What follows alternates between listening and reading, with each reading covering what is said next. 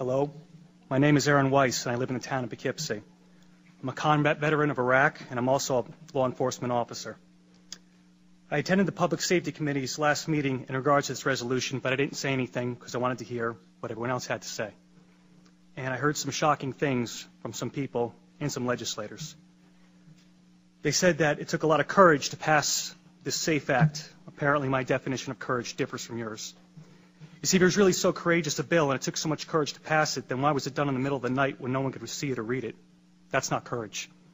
That's a mafia-style sit-down to divvy up what's good for the bosses. Courage is taking the right and true course of action, not the politically expedient one. And anyone who is proud of this law must also be proud of the Patriot Act, the TSA, imprisoning Japanese citizens in World War II, since all these actions were spurred on by emotional fear and rammed through in the name of public safety. Another issue is the insistence of certain people to stand on the graves of dead children and challenge those that disagree to say it to the parents' faces. Well, I, for one, will pick up that gauntlet. First off, why is dead children your battle cry? You didn't say anything about the hundreds of Chicago children being killed, and for some reason you only scream when it happens to wealthy white ones. And yes, I will say to anyone's face, my right is more important than your dead, because I fought for it firsthand.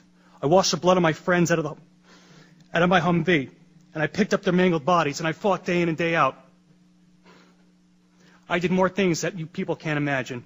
So yeah, my right trumps your dead. I earned it in blood. I gave up a lot for this country, including my youth, and better men than me gave up a whole lot more, so that all you, myself included, could enjoy the rights that are guaranteed to us in our Constitution and Bill of Rights.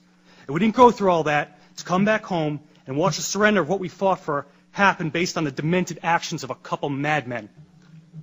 So in closing, I would like to address specifically the legislators we all know who are going to vote against this resolution.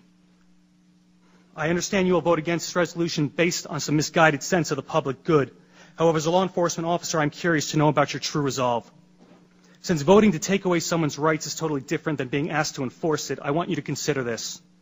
If you support the SAFE Act so wholeheartedly, are you willing to stand with law enforcement members and lead from the front to enforcement? And what I mean by that is if a constituent of yours feels so alienated by this law and the manner in which it was passed that they refuse to comply with it, are you willing to stack up on their front door and go in first? I bet if a clause was in this bill that required you, the elected leadership, our elected leaders, to go in the door first, I bet you would not be so steadfast.